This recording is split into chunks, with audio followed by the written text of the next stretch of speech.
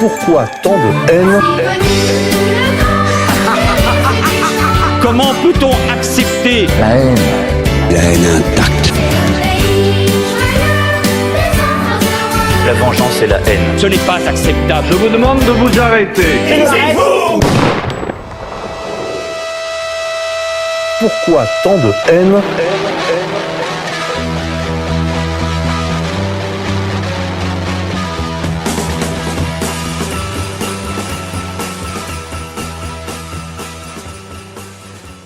Bienvenue, chers auditeurs, pour la 73e édition de Pourquoi tant de haine? Paul Verbeek à l'antenne de RFM. Aujourd'hui, un deuxième volet, un second volet plutôt, de la première émission que nous avions faite déjà avec Rachid Achachi. Rachid, bonjour. Bonjour Paul. La question que nous posons aujourd'hui, c'est connaissez-vous la Russie? Dans un premier volet, nous nous étions intéressés aux origines. Et dans ce second volet, on s'intéressera à la Russie face à l'Occident et à elle-même. Rachid Achachi, vous êtes l'auteur de Comprendre la Russie aux éditions Contre-Culture. Quel choix avez-vous fait pour synthétiser et ramasser votre propos en 142 pages? En fait, c'est venu intuitivement, mais à la fin, j'ai découvert que j'avais un plan préétabli de manière inconsciente, mais que j'ai schématisé à la fin. C'est le double axe, autorité mongole, côté bordélique slave en bas, et puis tropisme oriental et tropisme occidental. En fait, tout le livre, on peut le résumer en un déplacement d'un point à travers ce graphique-là. C'est que Oui, la c'est Russie, un au vrai fait, diagramme que vous présentez d'ailleurs dans le livre. tout à fait. Il faut se procurer ce livre évidemment Tout à fait. pour. Et donc la Russie gravite autour d'un point d'équilibre en allant des fois du côté oriental, des fois du côté occidental, en même temps du côté autorité mongole, des fois du côté bordélique slave, et ça donne une logique de cycle. Et au fait, le livre traduit les différents cycles de maturation de la Russie contemporaine. Et c'est donc ce qu'on va s'intéresser maintenant dans ce second volet, la Russie face à elle-même et à l'Occident, puisque à partir de, on va reprendre la Russie où on l'a laissée, c'est-à-dire à la mort d'Ivan IV, la Russie cherche une fenêtre vers l'Occident. Elle s'ouvre à lui, bon, à de multiples, on le voit, de multiples signes, et elle s'interroge aussi sur son propre être. Et ces questionnements vont scander cette histoire qui commence avec le fameux temps des troubles.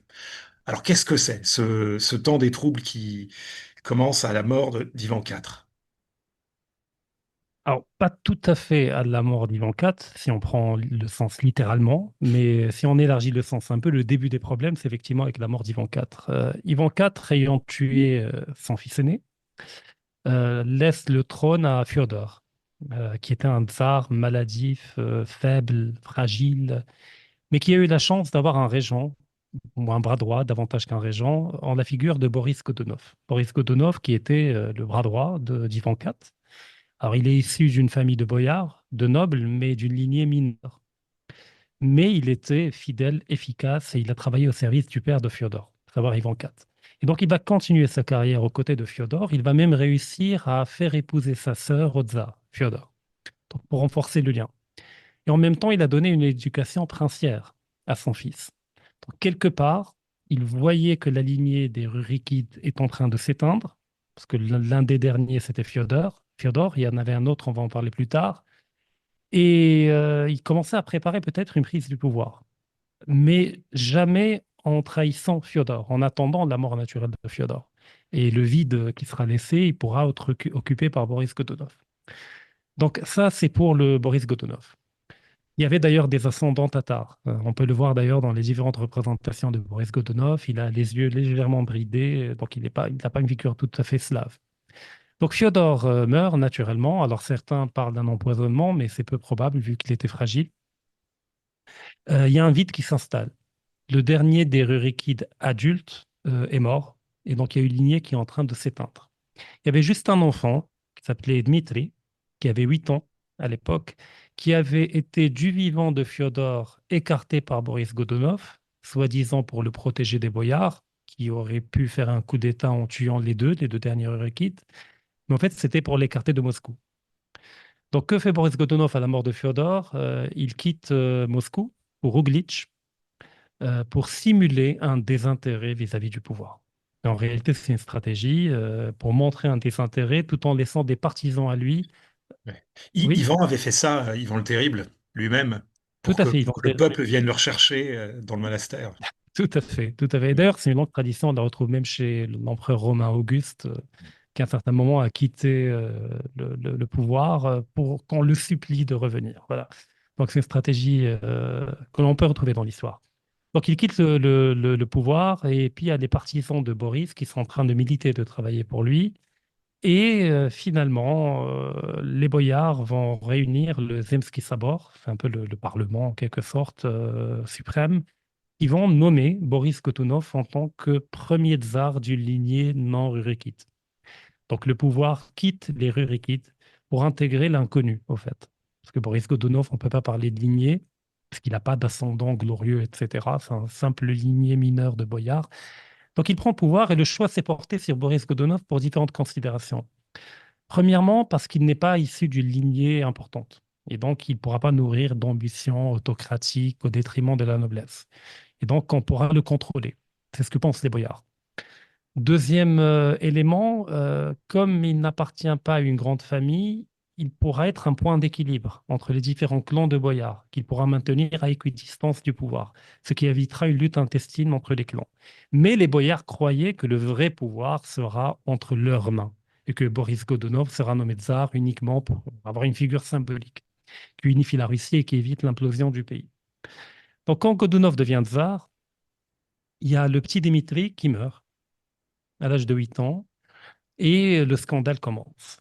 Certains accusent directement Boris Godunov d'avoir tué le dernier Dmitri, qui était réellement le futur prétendant légitime au trône, une fois adulte. Mais Godunov ordonne de créer une commission d'enquête pour aller enquêter sur la mort du Dmitri. Et soi-disant, la version officielle, c'est qu'il était épileptique, il a eu une crise d'épilepsie, il est tombé et le couteau qu'il tenait entre ses mains l'a perforé et l'a tué. Alors, très probablement, alors il y a une vraie querelle d'historiens en Russie par rapport à ça, mais il est très probable que l'ordre ait été donné par la femme de Boris Godunov et pas par Boris Godunov lui-même, qui n'avait pas besoin de ce type de scandale, qui était lui-même déjà en crise de légitimité. Certes, il a été nommé par les boyards, mais il n'avait aucune légitimité dynastique ou autre. Donc peut-être que quelqu'un de l'entourage, probablement sa femme, a ordonné de tuer le petit Dmitri. Alors, Boris Godunov, avant d'arriver au temps des troubles, il y a un événement important et une grande contribution à l'histoire de la Russie qu'il va réaliser, c'est qu'il va offrir un patriarcat à Moscou. Parce que jusque-là, Moscou avait un métropolite qui était un rang inférieur au patriarcat, et donc il ne pouvait pas avoir d'autonomie spirituelle. Et Godunov va profiter de la visite du patriarche de Constantinople à Moscou pour aller récolter des dons, pour l'inviter au palais, lui faire des fêtes, des dons, des cadeaux, etc. Et réaliser un deal avec le patriarche de Constantinople en lui disant la chose suivante: je te donne tous les dons que tu veux. En échange, je veux que tu octroies à Moscou le statut de patriarcat aux côtés des 4 autres patriarcats orthodoxes, à savoir Constantinople, Antioche, Alexandrie et Jérusalem. Le patriarche accepte, et donc effectivement Moscou devient patriarcat, et il nomme un Russe comme premier patriarche de Russie qui va s'appeler Job. Enfin, il va prendre le nom de Job, c'est un peu comme les papes, il change de nom quand il devient patriarque, et ça va jouer un rôle central dans l'histoire de la Russie parce qu'on ne peut pas réellement parler de symphonie de pouvoir s'il n'est pas question de patriarcat. Car le métropolite est nommé par le tsar avant, donc il était assujetti de fait. Mais là, on entre, et on le verra plus tard avec Alexis Ier et le patriarche Nikon, que ça a été rendu possible par ce qu'a fait Boris Godunov. Revenons au petit Dmitri qui est mort. Il y a un moine inconnu au bataillon qui s'est autoproclamé Dmitri. Au fait, je ne suis pas mort quand j'avais 8 ans, ma mère a été mise au courant du complot, elle a mis un enfant qui me ressemblait à ma place, et c'est lui qui a été tué. Et moi, je suis le vrai Dmitri. Ah, alors, il a eu des partisans, immédiatement énormément de partisans, pour des raisons très factuelles. C'est que Boris Godunov n'a pas la légitimité des rurikites. Deuxièmement, il y a eu une météo catastrophique, des hivers extrêmement lents et durs avec une pluviométrie très importante en été, qui avait provoqué des famines. Et donc, pour le peuple, à l'époque, il faut comprendre la naïveté des gens à l'époque, ils ont vu ça comme une malédiction divine qui vient punir les Russes pour avoir permis à un usurpateur de prendre le trône des Rurikides. Et On donc, il a peut révoqué. ajouter, peut-être, pardon Rachid, on peut Oui, ajouter que c'est un trait disons, de l'anthropologie des peuples d'Ancien Régime récurrent, hein. tout à fait. C'est la thématique du roi caché, du roi que l'on va, Occulté. qui a disparu, le peuple le réclame, le recherche et évidemment, si le pouvoir réel concret est en plus entaché d'une crise de légitimité, la thématique du roi caché va avoir d'autant plus de succès. Et à la même époque, il y a le roi Sébastien au Portugal qui est Portugal, je l'ai, ouais. censé mort dans une guerre, dans une bataille Au Maroc, d'ailleurs. au Maroc, tout à fait.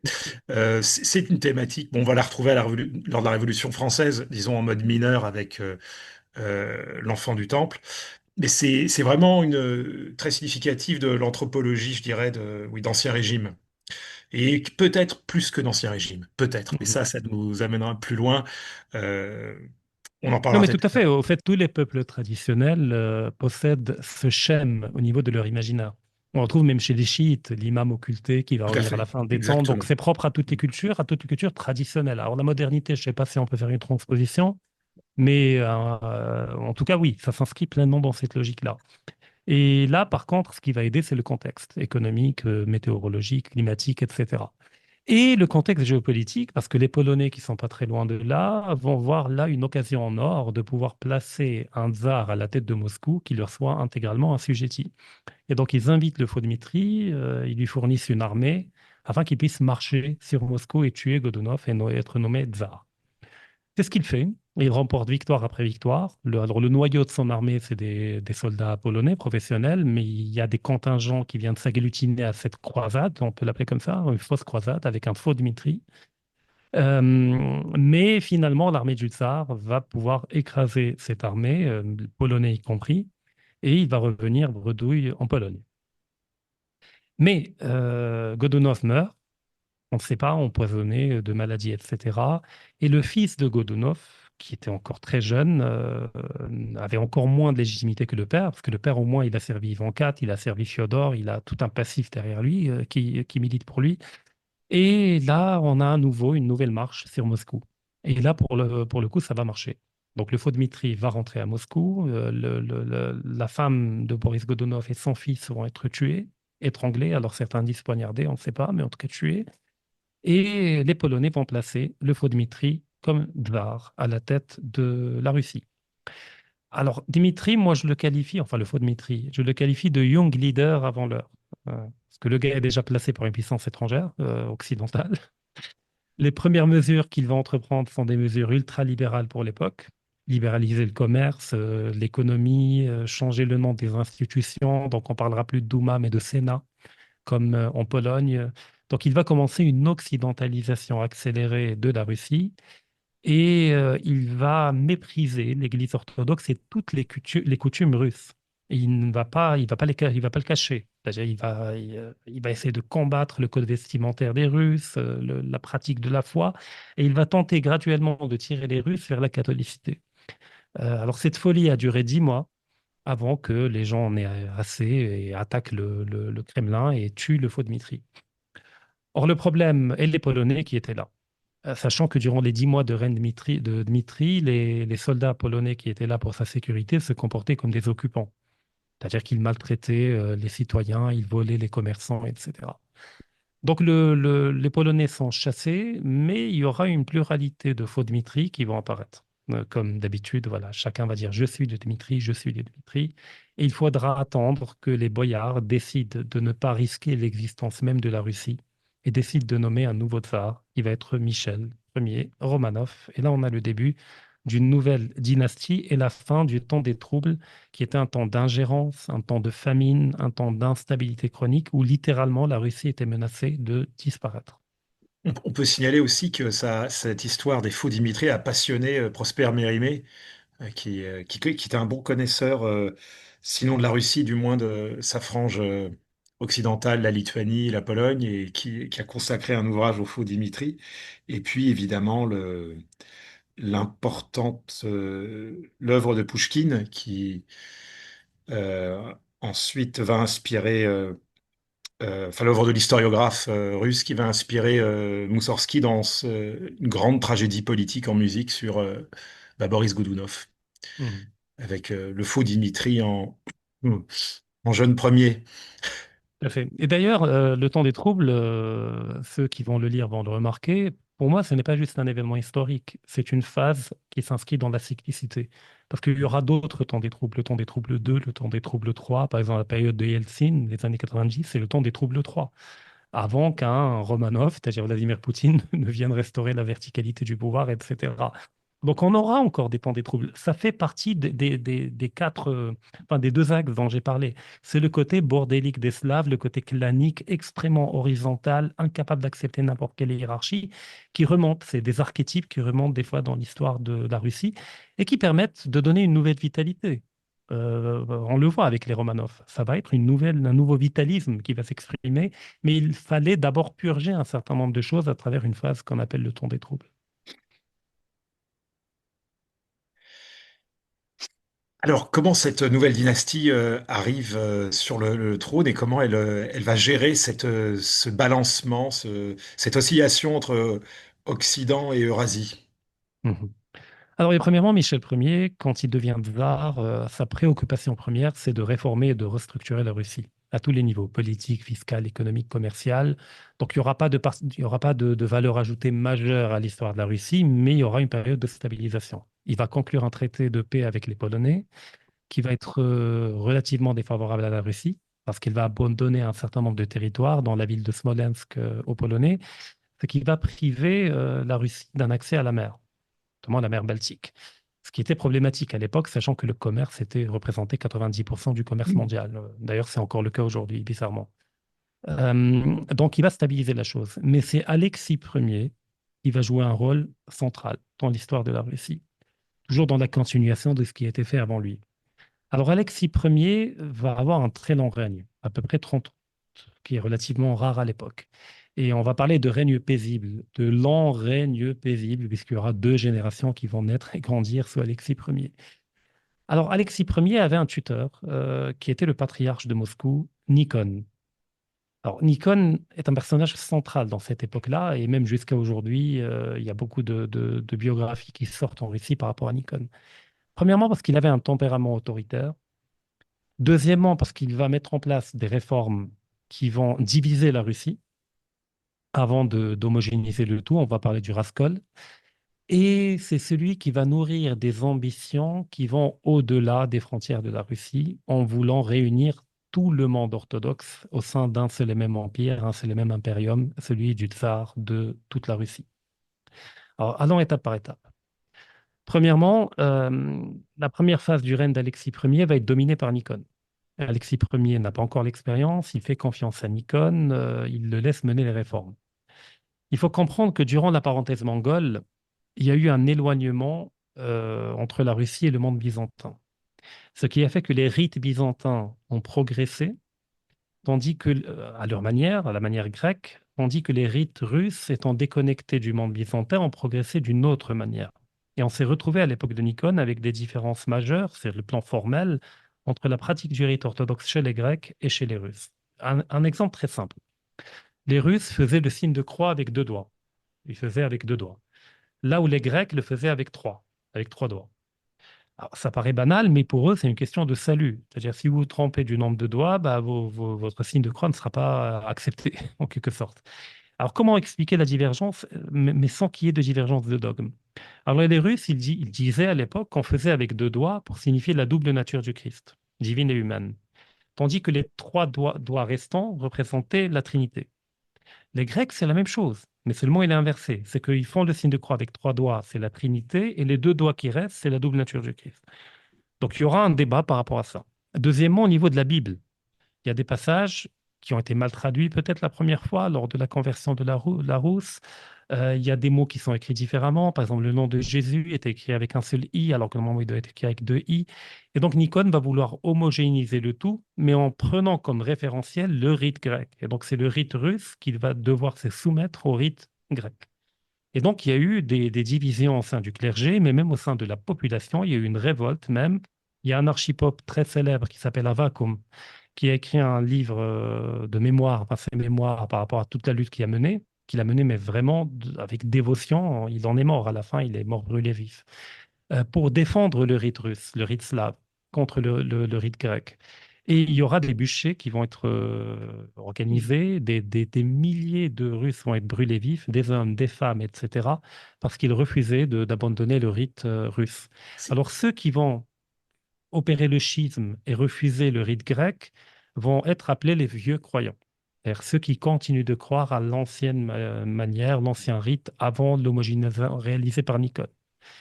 Et ceux qui vont rester, ça va être ceux qui sont dans l'orthodoxie réformée, en quelque sorte.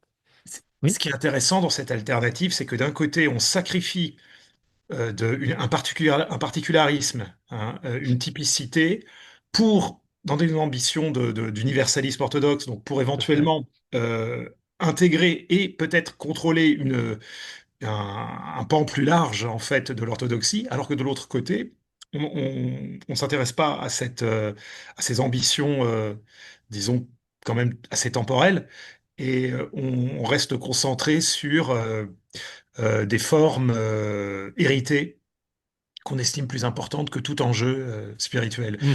Et ça a aussi inspiré d'ailleurs Moussorgsky, hein, qui en a tiré un opéra, la Chovenshchina, qui se termine par l'Holocauste des Raskolniki, dans une scène tout à fait spectaculaire.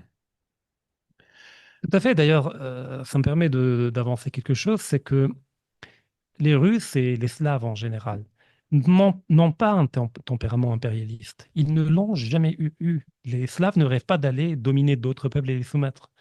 D'où le fait que quasiment toutes les guerres, depuis la fin du joug mongol, juste avant l'avènement de Pierre Ier, toutes ces guerres-là avaient une seule visée, c'est rassembler toutes les terres russes et mettre fin à la menace des khanats mongols qui sont nés de l'éclatement de la Horde d'Or. Il n'y a pas eu une seule guerre pour aller conquérir un autre peuple ou une autre terre. Ivan III, Ivan IV, Alexis Ier également, la guerre contre les Polonais. C'était tout pour réunir. Ça nous rappelle un peu ce qui se passe aujourd'hui. Avec l'Ukraine, c'est la volonté de reconstituer le monde russe. Donc ça a toujours été le leitmotiv, un peu le filigrane derrière l'histoire russe. Quand est-ce que la Russie va devenir impérialiste? C'est lorsque la composante occidentale va prendre le dessus sur l'imaginaire russe. Avec Pierre le Grand, on le verra plus tard, et Catherine, etc. Mais avant Pierre le Grand, toutes les guerres visaient à rassembler le peuple russe au sein d'une terre ancestrale qui existait avant l'invasion mongole. C'est tout. Alors Nikon, effectivement, vous le mentionniez, vous avez raison de le faire. C'est pas par dévotion qu'il cherche à harmoniser les rites, etc. Il sait que c'est globalement la même chose, que ça ne touche pas au dogme, mais parce qu'effectivement, il a un objectif plus grand.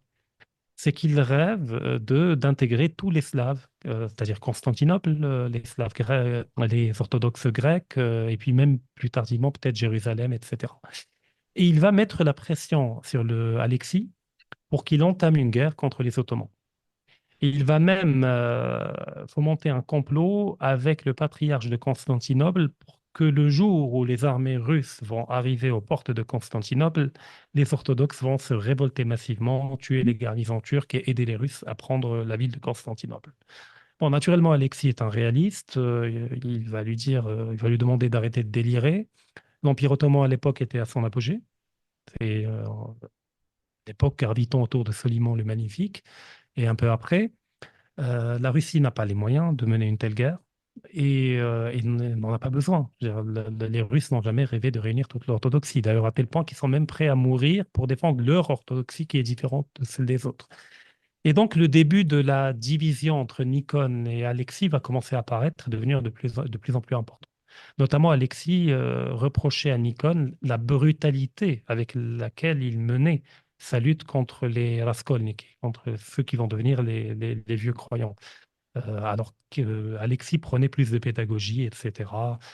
Et donc la rupture va être entamée avec le départ de Nikon, qui va quitter son poste pour aller en exil dans son propre palais qu'il a nommé la Nouvelle-Jérusalem, et sans démissionner. Donc il reste patriarche, mais il n'exerce plus la fonction.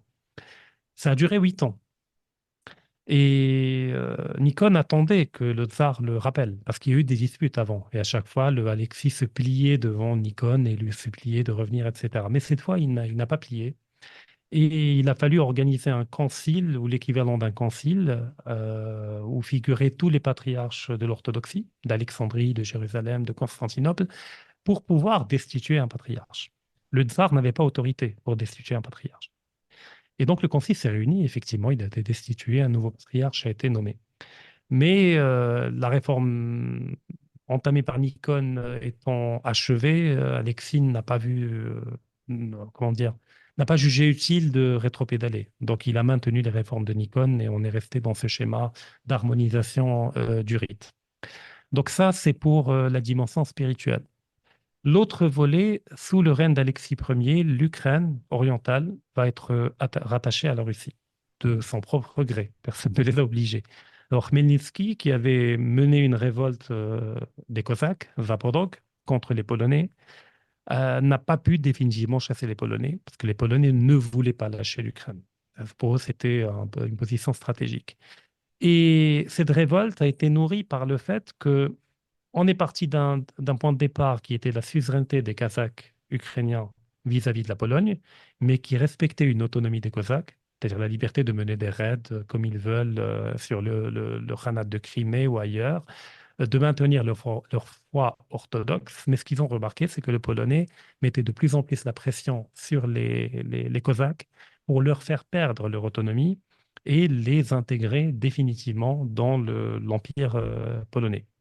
Ça se traduisait par le fait que les Polonais exigeaient le démantèlement des forteresses des Cosaques, c'est-à-dire les priver de lignes de défense, par le fait de leur interdire des raids, juste comme ça, pour asseoir une autorité, et par le fait qu'ils mettaient la pression pour restreindre un peu le champ de l'orthodoxie et préparer le terrain à une conversion au catholicisme. Donc Khmelnytsky va à Moscou et il demande à Alexis Ier la protection. Et donc, il change de suzeraineté en passant de la Pologne à la Moscovie, en échange de la protection de la Russie. La Russie entre en guerre aux côtés des Cosaques, une guerre qu'elle va remporter contre les Polonais. Et depuis, les Ukrainiens orientaux, plus Kiev, donc la partie est du Dniepr, plus Kiev, vont faire partie de la Russie, tandis que la partie correspondant à Lvov, etc., vont être intégrés à la Pologne. Et cette division-là, on la voit aujourd'hui également. C'est-à-dire le Dniepr est une frontière civilisationnelle et pas uniquement géographique. Après, il y aura des révoltes ukrainiennes contre Moscou également, mais pas pour des raisons de remise en cause de la suzeraineté, mais parce que les boyards qui vont être nommés par la Russie pour diriger l'Ukraine vont mal se comporter, imposer des impôts intenables, etc., être corrompus, etc. Mais jamais la révolte n'a été contre le tsar. En fait, l'idée de l'époque, c'était le tsar est gentil, ce sont ceux qui l'entourent qui sont méchants. C'est un peu ça la Libye. Et donc, on ne se révolte pas, même si on marche sur Moscou, mais ce n'est pas contre toi, c'est contre ton entourage. Et puis il y a l'idée de la fidélité personnelle du Cosaque envers le tsar sans intermédiaire. Tout à fait. Donc, on aura plus de révoltes, mais bon, l'Ukraine est demeurée au sein de la Moscovie. L'autre élément, c'est qu'Alexis Ier va donner carte blanche aux Cosaques pour aller du côté de la Sibérie. Donc allez, prenez tout ce que vous trouvez. La Sibérie était une forme de no man's land géopolitique. Donc il n'y avait aucune puissance qui le dominait. Il y avait des tribus turco-mongoles, finno-ugriques, qui étaient primitives du point de vue de leur organisation politique et militaire. Et donc c'était une proie facile pour les Cosaques qui se sont projetés au cœur de l'Eurasie, au cœur du Heartland, offrant à la Russie pour la première fois un nouvel ancrage qui est l'ancrage eurasiatique, asiatique, qui va faire d'elle une puissance eurasiatique. Et donc, ça, c'est la première touche apportée par Alexis Ier à la Russie que l'on connaît aujourd'hui, en lui offrant une nouvelle fenêtre qui après va se déplacer jusqu'à atteindre les frontières de la Chine et du Japon.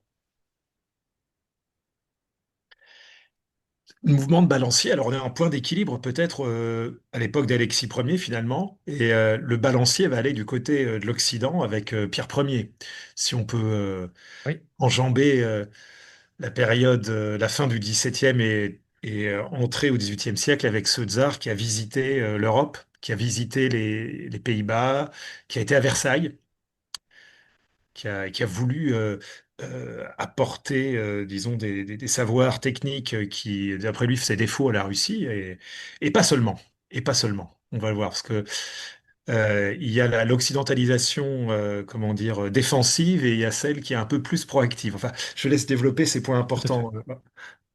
Tout à fait. Alors, il faut rappeler que d'Ivan III jusqu'à Alexis Ier, tous les tsars n'étaient pas fermés à l'Occident, mais ils avaient un rapport instrumental à l'Occident. C'est-à-dire, on prend la technologie, les techniques occidentales, mais on ne prend pas le logos occidental. On ne prend pas l'imaginaire occidental. On reste slave, russe, etc. D'où le fait que beaucoup de cathédrales, de grandes cathédrales à Moscou, ont été réalisées par des architectes italiens. L'artillerie d'Alexis Ier a été modernisée par des Allemands, par des experts allemands. Donc il n'y avait pas de fermeture. C'est pas un pays, c'est pas le Japon durant le 16e, 17e siècle qui se ferme définitivement. On était dans des rapports marchands, techniques, etc. Mais avec Pierre le Grand, Pierre Ier, on entre dans une rupture fondamentale dans tout ce que les tsars qui l'ont précédé ont tenté de maintenir la Russie. Premièrement, comment dire? Alors, son séjour en Europe, effectivement, l'a impressionné. Il a pris conscience du décalage technique et technologique et économique qu'il y avait entre la Russie de l'époque et le monde occidental. Donc on peut comprendre le désir d'accélérer la modernisation de la Russie, au risque de voir la Russie totalement dépassée et engloutie par la Suède, qui était une puissance montante, ou par les Polonais. Et puis divisée contre elle-même aussi. C'est ça le grand risque, en fait. Tout à fait. Il y a des tensions internes et puis il y a les menaces externes. Et d'ailleurs, il aura raison puisque la première bataille qui va être menée contre le royaume de Suède va être une catastrophe pour l'armée russe qui sera écrasée. Donc on a une armée médiévale ou de la fin du Moyen Âge qui combat une armée moderne. C'était ça le décalage qu'il y avait. Mais le piège dans lequel Pierre le Grand est probablement tombé, et pas que lui, beaucoup de gens avant lui et après lui, c'est de confondre modernité et Occident. Pour lui, les deux étaient quasiment synonymes. C'est que si on veut moderniser, on doit occidentaliser. Et donc, à la mort d'Alexis Ier,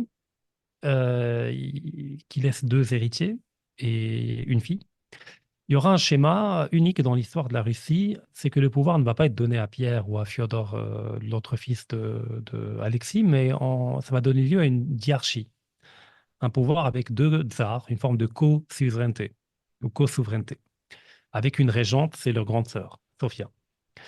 Alors, le Fiodor II, le deuxième du nom, était un peu déficient mentalement, était un peu malade, donc son règne ne va pas durer longtemps. Il va mourir assez rapidement, là encore probablement empoisonné. C'est un hobby à l'époque, mais comme dans tous les empires. Et Pierre le Grand va écarter Sophia et va prendre le pouvoir, et là, il va commencer les réformes notamment au niveau de l'armée, moderniser l'armée, mais également au niveau politique et l'occidentalisation. Par exemple, il va ordonner aux boyards de se couper les barbes.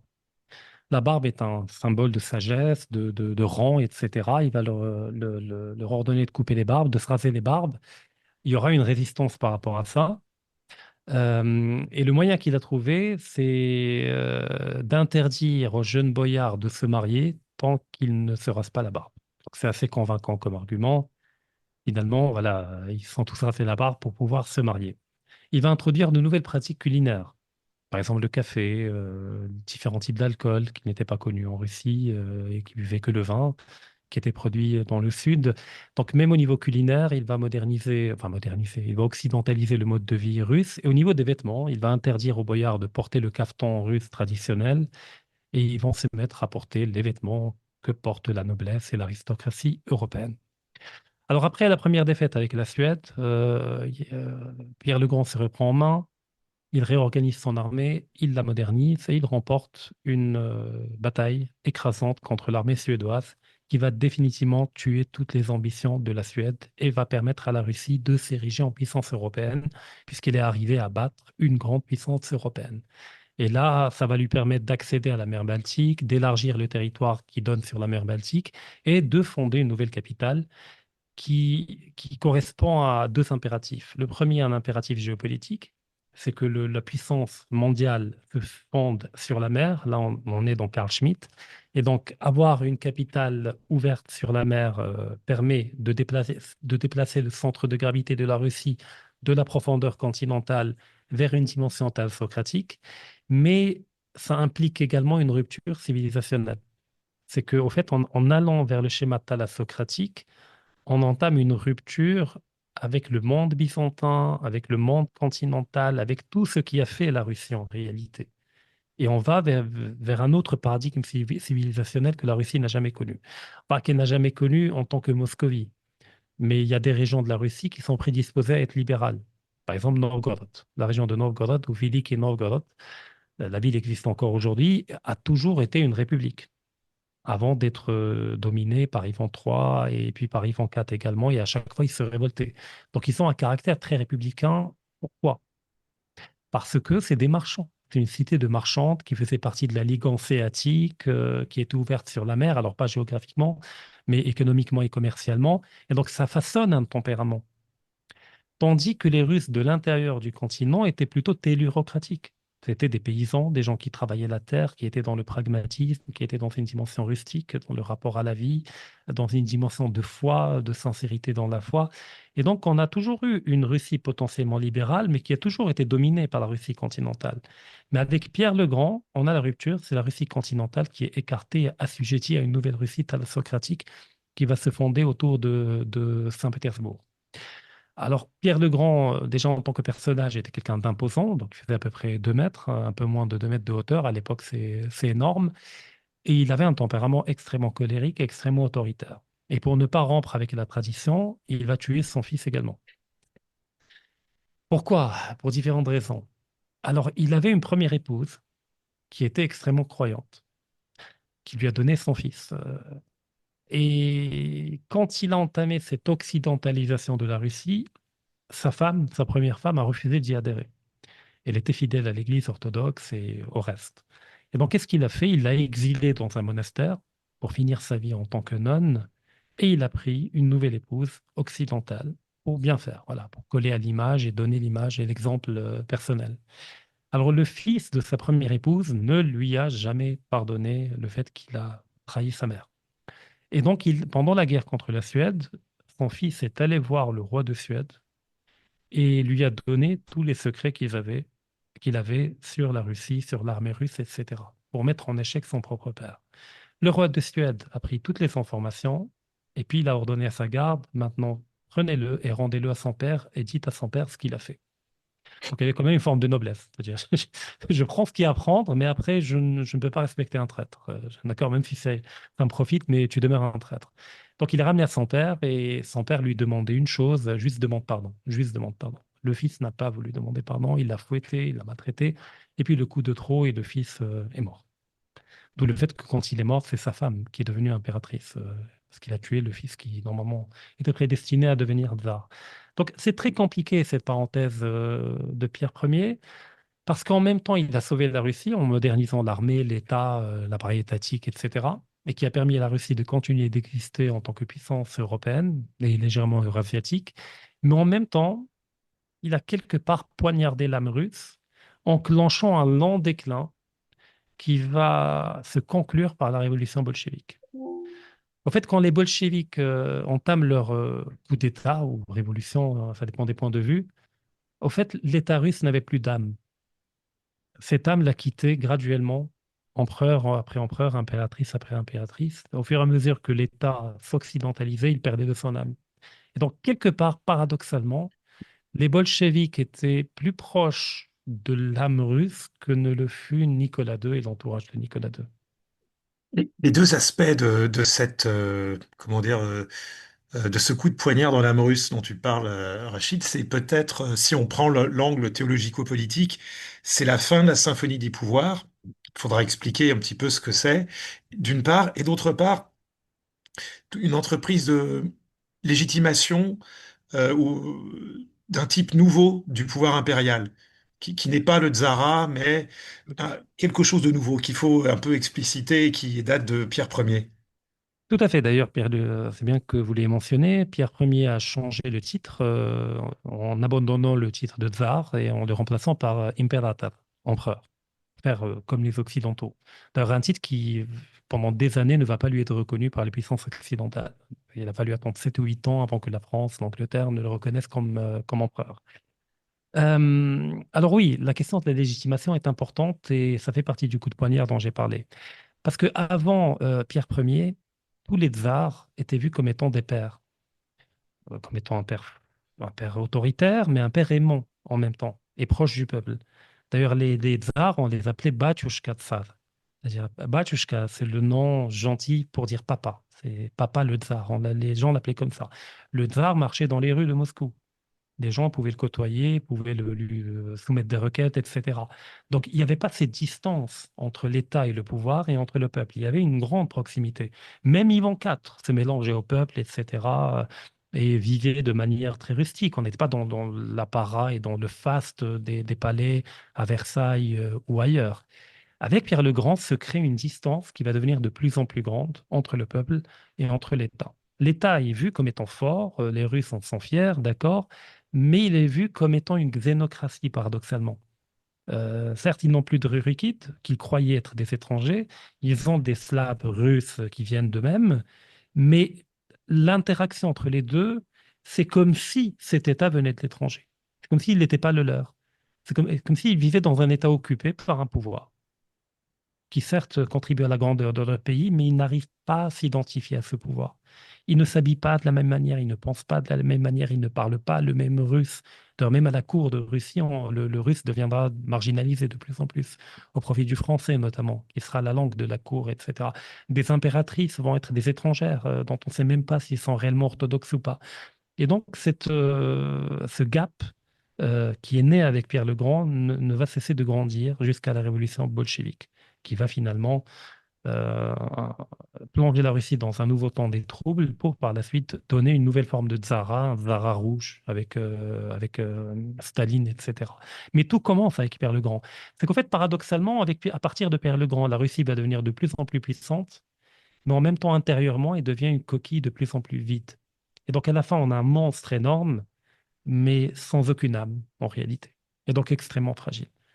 D'où le fait que les bolcheviks, là, pour le coup, ont profité de cette perte. D'ailleurs, même à l'époque de Nicolas II, les gens, les petites gens, avaient encore un espoir que derrière cet empereur froid et lointain se cachait encore le papa tsar, en quelque sorte, ou le petit père des peuples de tsar. D'où le fait que quand il y a eu la grève des ouvriers à Petrograd et qu'ils ont marché en direction du palais de Petrograd, ils portaient dans leurs mains une icône orthodoxe, un portrait de Nicolas II, et ils chantonnaient de manière liturgique des chants orthodoxes. Oui, en Et 1905. tout à fait, tout à fait. Le jeudi rouge, je crois, là, c'est un jeudi. Et donc ils allaient vers leur papa. C'est pas vers l'empereur qu'ils allaient. Mais qu'est-ce qu'ils ont reçu en échange? La réaction de l'empereur. Alors, peut-être pas sa réaction à lui, mais de son entourage, mais on a tiré sur la foule. Et donc là, ça a été la dernière main tendue par le peuple à l'empereur pour qu'il redevienne tsar. Et il l'a refusé. Et ça a donné le drame que l'on connaît, celui de la révolution bolchevique et les millions de morts. Alors, il est difficile hein, de, comment dire, on voit bien qu'il y a une réelle complexité, il y a des couches épaisses d'interprétation qui se posent, qui se surimposent sur le phénomène bolchevique, communiste ou soviétique, et il n'est pas facile d'en rendre raison hein, quand même dans l'histoire russe. Euh, disons dans la perspective hein, d'une histoire du peuple russe. Alors, mais il me semble que vous donnez des pistes pour quand même la, l'interpréter. Donc, par exemple, celle d'un néo-tsara, en fait. Un néo-tsara collectiviste, qui Bah, rendrait compte, par exemple, au moins d'une certaine phase de l'époque soviétique en Russie. c'est-à-dire, juste pour bien comprendre la question. Bah, en fait, comment interpréter dans ce mouvement donc de balancier de l'histoire russe l'époque soviétique? D'accord. Alors, ce que je disais tout à l'heure, c'est qu'au moment de la révolution bolchevique, les bolcheviks étaient plus proches de l'âme russe que le règne, que le pouvoir de Nicolas II. Pourquoi? Parce que les valeurs centrales de l'âme russe, c'est les valeurs de proximité, d'égalité. On retrouve le côté slave, qui est un peu le substrat, auquel viennent s'ajouter les autres. Et d'où le fait que le tsar est certes autoritaire, mais il est en même temps égal ou proche, en tout cas, de ses sujets, ce qui va se perdre avec l'Empire. Les bolcheviks viennent avec un message qui résonne avec l'âme russe.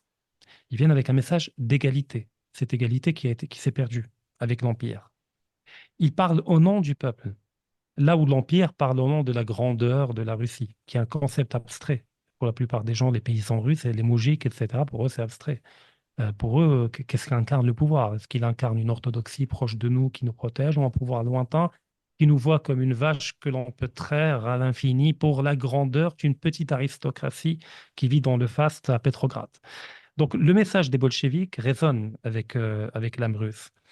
Et d'ailleurs, il parle de redistribution des terres. Donc, il y a une proximité qui est rétablie par les bolcheviks, mais en évacuant Dieu, en quelque sorte.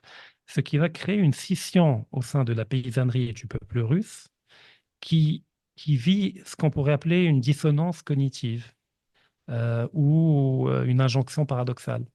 C'est que d'un côté, les bolcheviks sont plus proches de nous en termes d'âme, en termes de message central. Mais en même temps, ils écartent Dieu. Donc, qu'est-ce qu'on fait? On les rejoint ou on ne les rejoint pas? De l'autre côté, on a ce qui va devenir l'armée blanche, des gens qui certes sont orthodoxes monarchistes, mais en même temps, ils défendent une monarchie à laquelle on ne croit plus, celle de la fin des Romanov, etc. Donc, qu'est-ce qu'on fait? Et donc, ça a créé une forme de division et de scission qui, des fois, a traversé même les familles, entre ceux qui ont rejoint les bolcheviks et ceux qui ont rejoint le clan monarchiste. Et ça a donné la guerre civile. L'équilibre va être trouvé à l'époque de Staline. Donc, parce qu'il faut comprendre que dans la révolution bolchevique, la composante majeure n'était ni slave ni orthodoxe, si vous voyez ce que je veux dire. Et donc, c'est là, elle avait un autre projet pour la Russie. Pour elle, la Russie, c'était juste un point de départ pour une révolution planétaire. Et donc, on pouvait brûler la Russie, sacrifier 10 millions de Russes, il n'y a pas de problème. On ne font pas partie du peuple de lumière.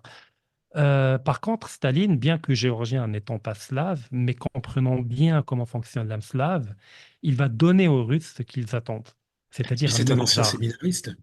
Tout à fait. Tout à fait. Donc, il connaît bien l'orthodoxie, il connaît bien tout ça. Et donc, il va leur donner ce qu'ils réclament. D'accord, pour stabiliser la situation, bah, je vais vous donner la figure du tsar du Batchushka Tsar, le petit père des peuples. C'était ça le tsar avant, et d'ailleurs de Staline, on parlait comme étant le petit père des peuples, qui va être autoritaire, cruel, mais cruel, comment dire, dans votre intérêt, pour maintenir l'égalité entre vous. Et donc, on aura un tsar rouge, au fait qui va. Mais ce qui lui manquait, d'ailleurs, je le dis dans le livre, parce que je fais le parallèle entre Staline et Ivan IV, il y a quand même deux différences majeures entre les deux. La première, c'est qu'Ivan IV a martyrisé la noblesse en épargnant le peuple. Staline a martyrisé tout le monde. C'est littéralement tout le monde. Il a mis en place une machine infernale qui est devenue autonome. C'est-à-dire, c'est pas Staline qui donnait les ordres d'arrêter systématiquement dans le détail chaque personne, mais il a enclenché une machine avec Beria, Beria, avec, comment il s'appelle? Oui, oui, Beria,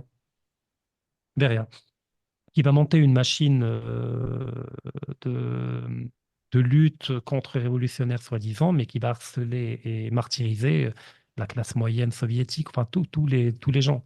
Et ça a donné des millions de morts. Sans parler de la Deuxième Guerre mondiale, qui a été gérée de manière catastrophique au début par Staline.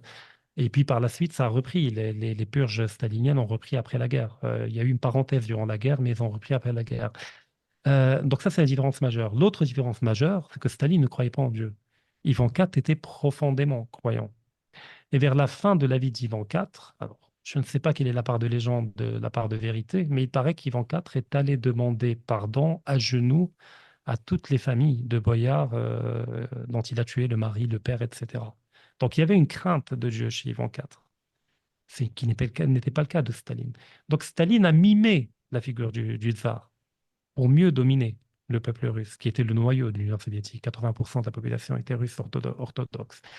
Et donc, au fait, comment dire, c'est une deuxième trahison, un deuxième coup de poignard dans l'âme russe. Le premier, ça a été les Romanov. Le deuxième, ça a été Staline.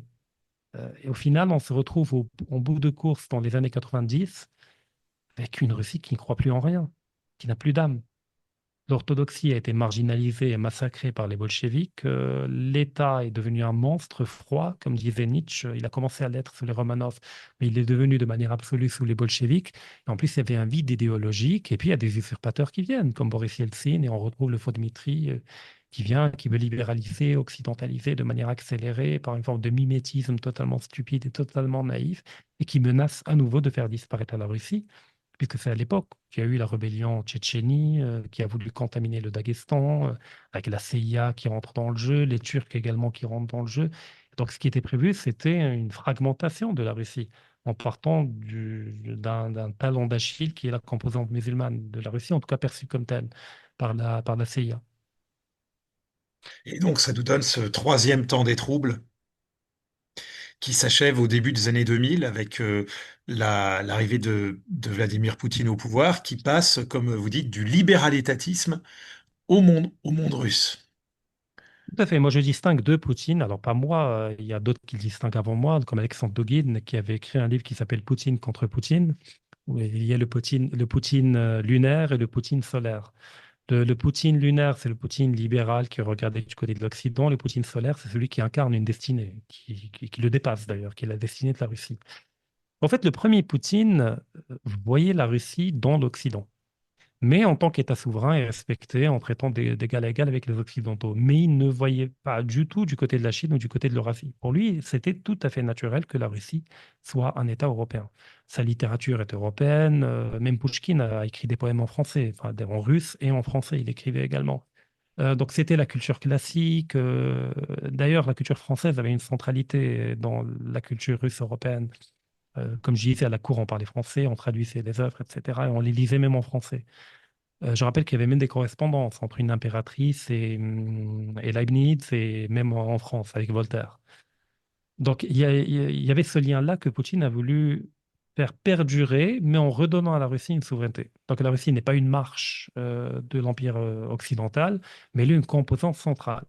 D'ailleurs, il a voulu même intégrer l'OTAN. Il avait proposé à Bill Clinton a gentiment décliné.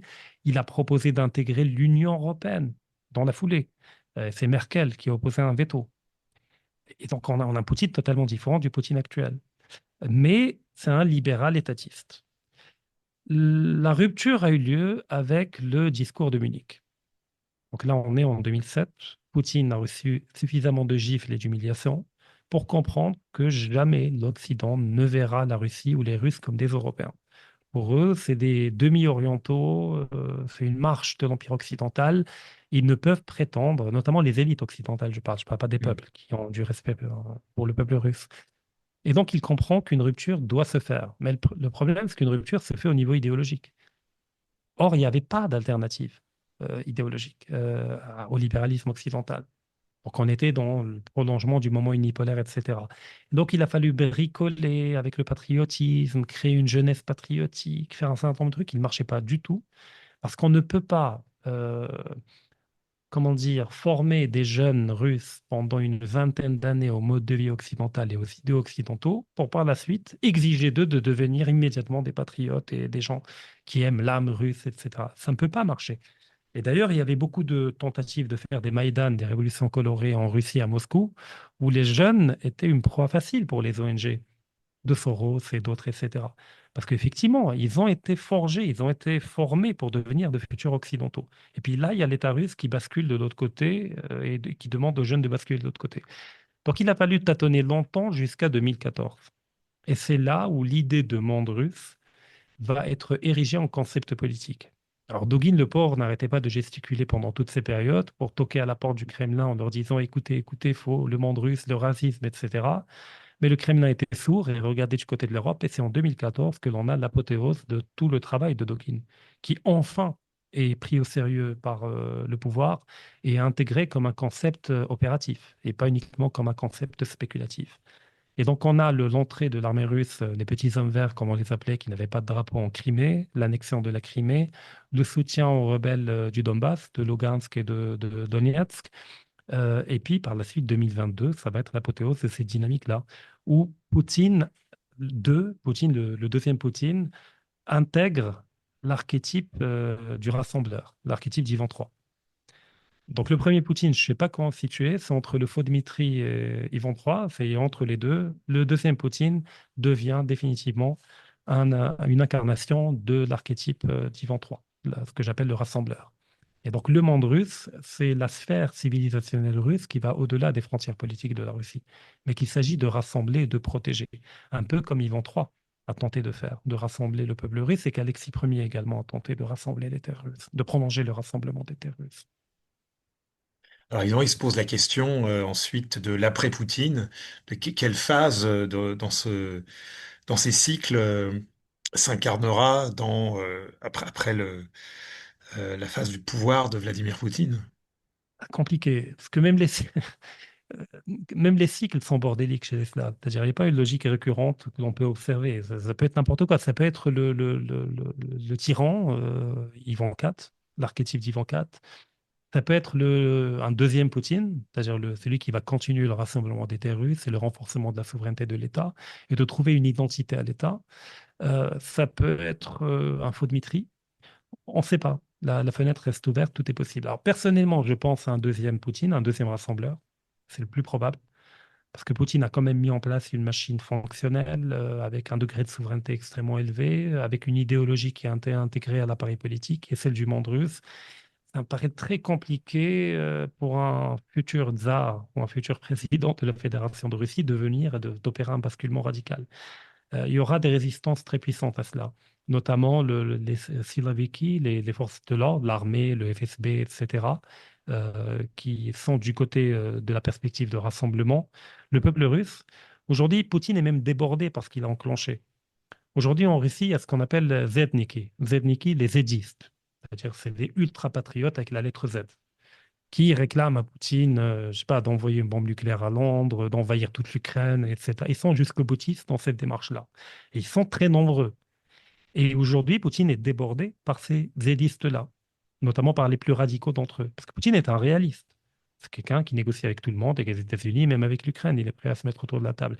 C'est quelqu'un qui ne reste pas d'envahir toute l'Ukraine. C'est quelqu'un qui cherche à établir un périmètre de sécurité pour les russophones, mais jamais le projet n'a été d'aller jusqu'à Lvov. Mais on a des gens extrêmement influents au niveau des réseaux, au niveau des médias, etc., qui cherchent à mettre la pression sur Poutine et qui ont leur acolyte au sein de l'état-major, au niveau des différentes structures. Et donc, il y en a qui peut-être veulent tirer du côté d'Ivan IV, qui voudrait bien un futur président tyrannique, autoritaire, une sorte de Prigogine, mais plus intelligent, capable de faire une guerre totale, là où Poutine est en train de préparer peut-être un futur rassembleur, un futur Ivan III, qui va stabiliser la situation. Merci Rachid Achachi pour nous avoir éclairé sur le monde russe. Chers Avec grand auditeurs, plaisir. merci de nous avoir écoutés. Vous pouvez retrouver le livre de Rachid Achachi, Comprendre la Russie, 142 pages pour 13 euros aux éditions Contre-Culture. N'oubliez pas aussi de visiter la boutique Contre-Culture. Vous savez que la chaîne sur YouTube a été attaquée, elle va être peut-être reparaître sous une autre forme. N'hésitez pas à soutenir notre travail de résistance et de réinformation. Vous pouvez contribuer au financement participatif. Je vous remercie de votre attention et à bientôt. Pourquoi tant de haine? Comment peut-on accepter La haine intacte. la vengeance et la haine? Ce n'est pas acceptable. Je vous demande de vous arrêter.